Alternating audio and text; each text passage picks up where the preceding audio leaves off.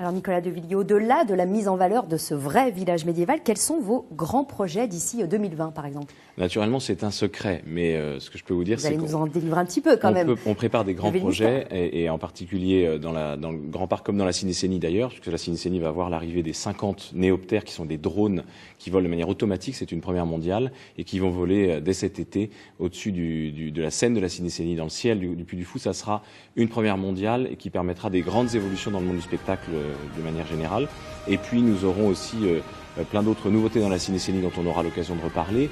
Mais dans le Grand Parc, beaucoup de spectacles vont évoluer. Alors pour les années qui viennent, nous avons naturellement le projet de créer des spectacles couverts comme des spectacles en extérieur qui vont être d'un genre très différent, très nouveau. L'objectif étant d'être toujours dans l'histoire, dans notre thème, mais surtout en proposant des choses inédites et ne jamais se répéter dans notre stratégie de création permanente. Bon, vous nous avez dit un petit peu, mais pas assez. Il y a 16 spectacles actuellement dans le Puy du Fou. Vous avez encore de la place pour tout ça rapidement?